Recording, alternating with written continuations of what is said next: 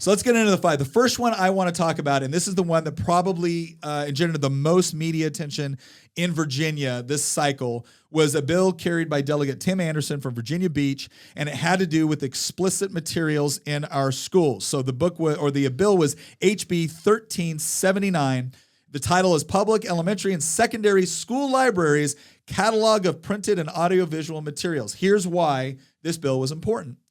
As you've seen through countless, Instagram reels or TikToks or whatever else, you've always seen these parents getting up at school board meetings and saying, I'm going to show you a book that was in my child's library, school library, not public, school library, right?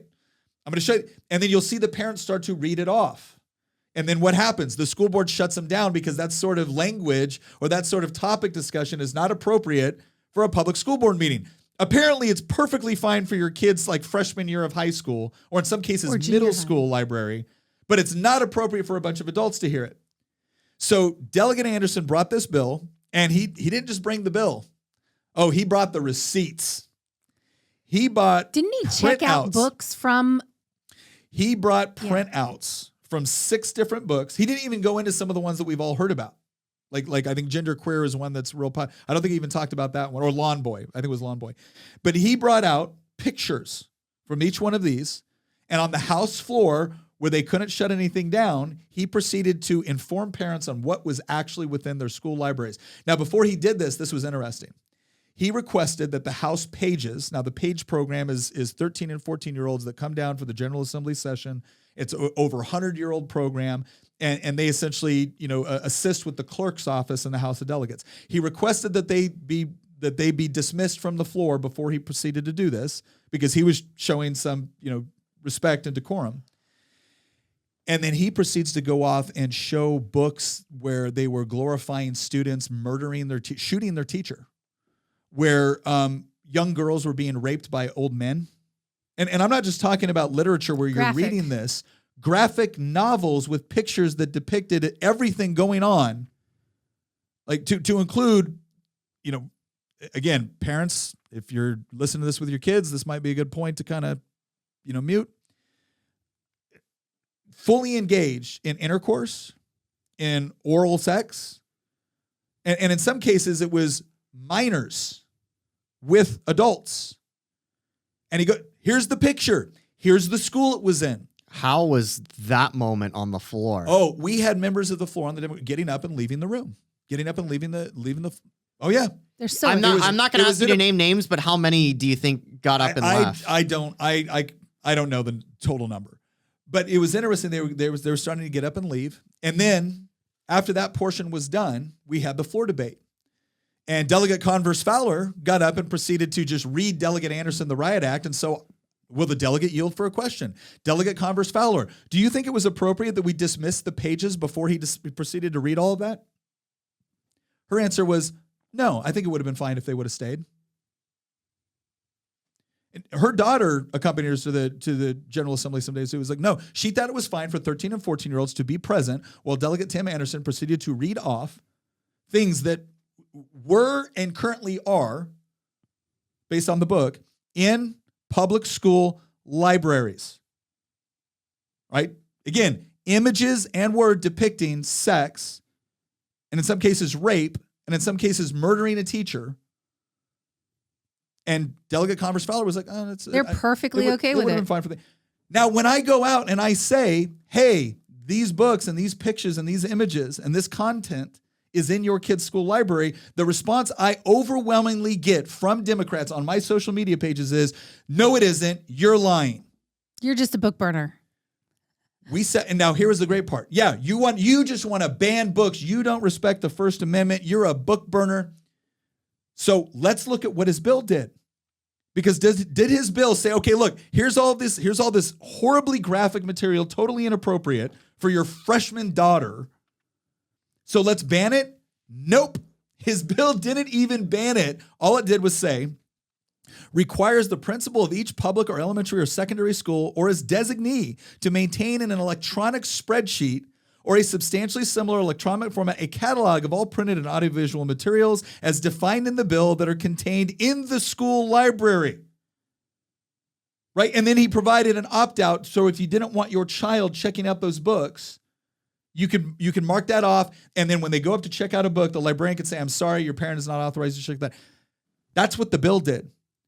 Guess how many Democrats voted for it? Zero.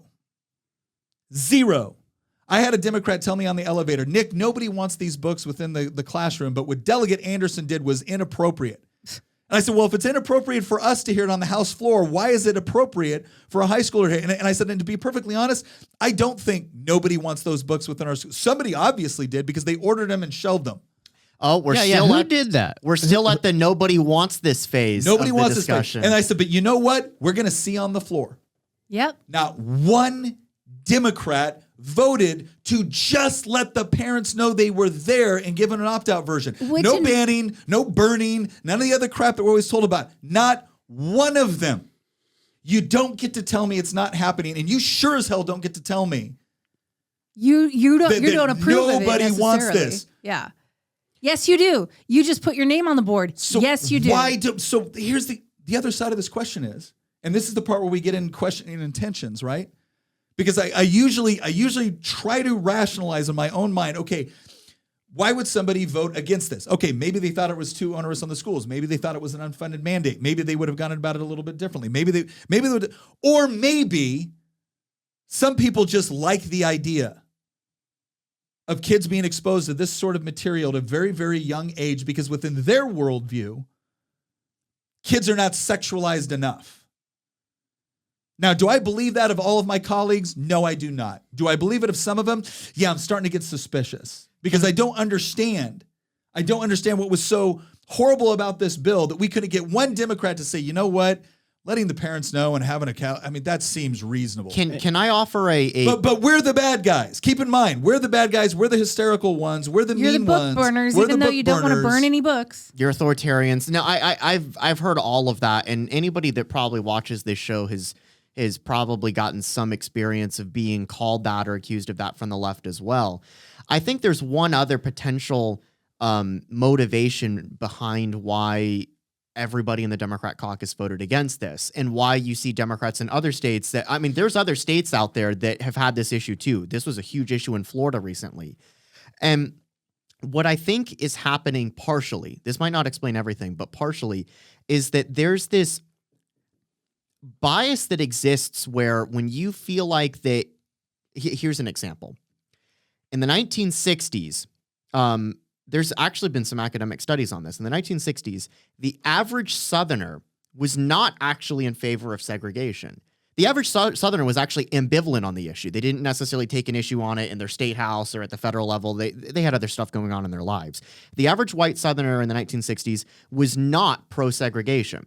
That doesn't mean the average Southerner was pro-integration or pro-MLK, but they were not on board with the Harry Byrd crowd, the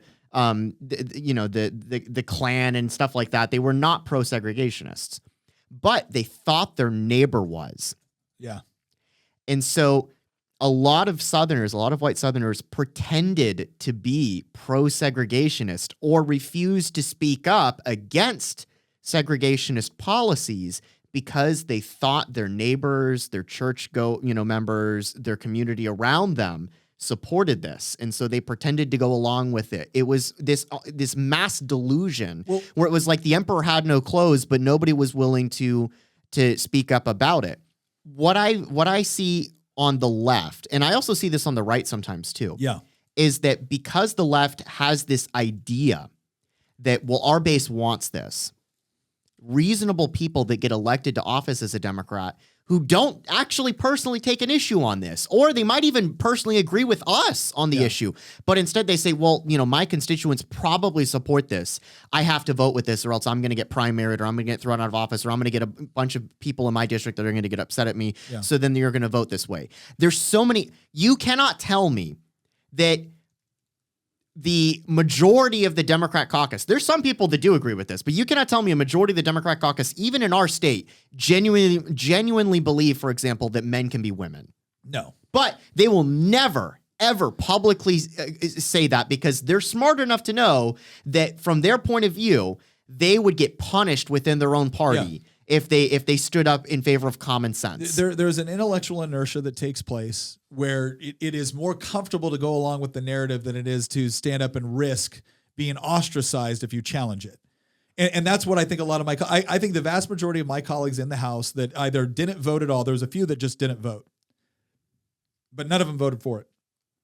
I think there were several that somehow justified in their own minds that, well, there's a better way to go about doing this, and parents should just be more involved, right? And then but the question is okay, but how did they get there in the first place? Like, how did this book, which the vast majority of people would agree is inappropriate, how did it get there in the first place? Somebody does want it there. And that somebody has a lot more power than the average voter, because whoever that is, or whoever that group of people is, or whoever that organization is, they had more sway with my Democrat colleagues than I'm willing to bet the vast majority of parents within their district.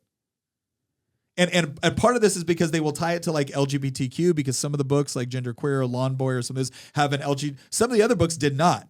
Like there was a graphic novel version of The Handmaid's Tale that is the one that showed, again, depicted pictures of, a man raping a young girl, right, as part of that. Okay, well, that fits into a narrative they actually agree with, right, that a bunch of, Christians want to, oppress women. But a lot of these other books, it falls within certain categories to where I think they feel that if I attack this, or if I push back against this, it's going to be categorized as anti-LGBTQ. And they know very well they can't touch that. It's amazing to me that they would rather be called a groomer and rather display, behavior that looks like grooming than to stand up and actually. This goes back, and we're going to do. We've promised Christian we're going to dedicate a whole podcast to postmodernism, right? So just so he doesn't have to say it again. but we are going to go back, and we are going to talk about, okay, what is the larger worldview that informs these sorts of decisions? Because if you're just looking at it going, this is outrageous, it's stupid, this is why so many people look at this and go like, that can't be true. That can't be true. Who could possibly? People believe it, and there's a reason why. I don't think it's a good reason. I think it's horrible reasons. And it's not always the reasons people say like, oh, you're a groomer. Believe me, there's a lot of people that believe in this that don't necessarily want to touch anybody's kids, but somehow they were going along with this sort of agenda. And we're going to get into a deeper reason why that is. Did you have a question, or you want me to go on to the second bill?